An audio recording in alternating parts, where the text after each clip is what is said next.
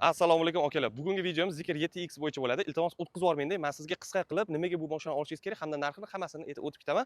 Videoni ham tez-tez gapirib o'tib ketaman. Bo'ladimi shunaqa qilsam? Hop.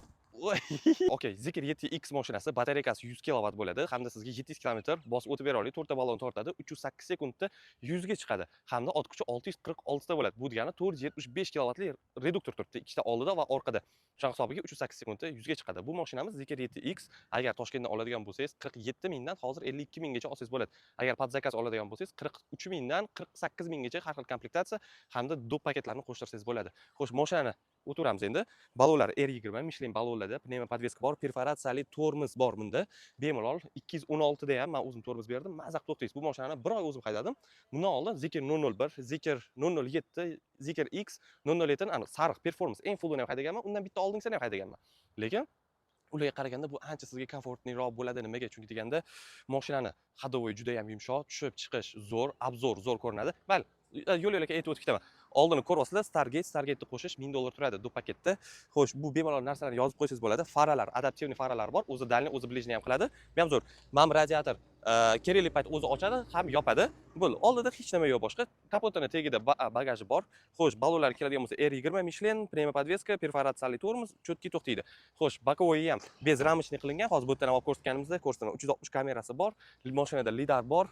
Undan keyin adaptivniy cruise control hamda pnevma adaptivniy cruise control hamda avtopilot ham bor. Bemalol yurasiz. Eshikni ochish juda ham qiziq. Tortmaysizlar eshikni, prosta qo'lga tiqasizlar, o'zi ochib beradi, ko'rasizlar. Bunga yana bu dop paketni qo'shtirsanglar bo'ladi. Bitta knopkani bosasizlar, o'zi ochib, o'zi yopib beradiganini ham qilsanglar bo'ladi. Xo'sh, mashinani keling ichini reysga gaplashib o'tib ketaveramiz. Birinchi bo'lib obshivkasidan boshlaymiz. Ichi buni eko kojadan qilingan, nappa koja ham qo'shtirsanglar bo'ladi. Uni narxi 1400 dollar turadi. Xo'sh, bu yoqlari mana kojadan qilingan, bu yog'i material, plasmas emas. Xo'p, bu yog'i ham mana koja, mana bu yoqda ochadigan narsa bor. Ichi zamshdan qilingan, narsalar qo'ysanglar ham taqillab yurmaydi. Maza ishlatasizlar. Mashinani sentralniy zamogi quplab ochish, oynalarni ko'tar tushirib chiqarish, pasti ham materialdan qilingan. Bu nimaga qilingan? Koja bilsanglar, yirtiladi, plasmas chiziladi. Bu xuddi gubkaga o'xshagan materialdan qilingan. Nima qilsanglar ham hech narsa bo'lmaydi. Bu jiyanlarim ham yuradi bu mashinada. Zo'r. Hech narsa bo'lmagan. Xo'sh, oldi sideniyalarda abduf abagrev hamda massaj bor, orqalarda abduf abagrev bor. Regulirovkalar bor, avtomankalarni ham tushirib chiqsanglar bo'ladi. Juda ham qulay bo'ladi sizga. Bu yoqda ham regulirovka bor, xullas. Mashina maza qilasiz, avtopamyatsi bor. Xo'sh, o'tiramiz endi mashinaga.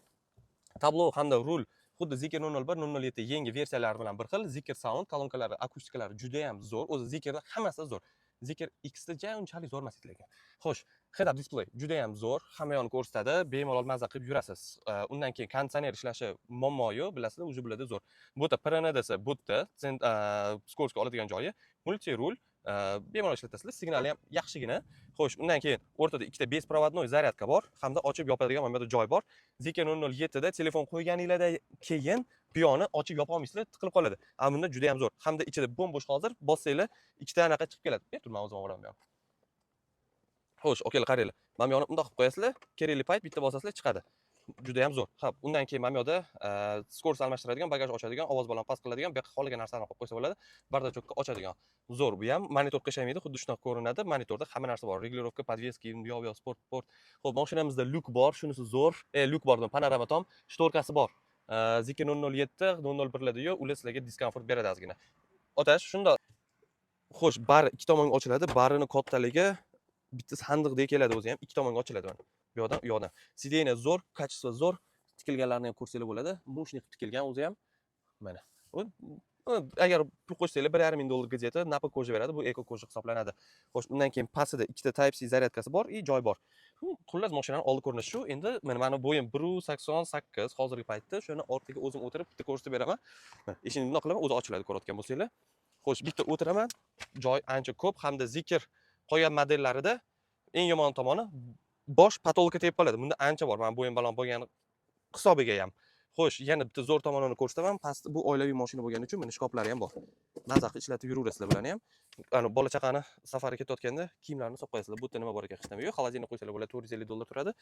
Xo'sh, ochish uchun mana buni ko'tarib orqaga tortib olasizlar. Xo'p, shtorka bor, shtorkani tushirib chiqarasizlar bemalol. Undan tashqari bu yoqqa monitor qo'ysanglar bo'ladi, 750 dollar turadi. Bu yoqqa atamanka qo'ydirsangiz bo'ladi, u ham 750 dollar turadi.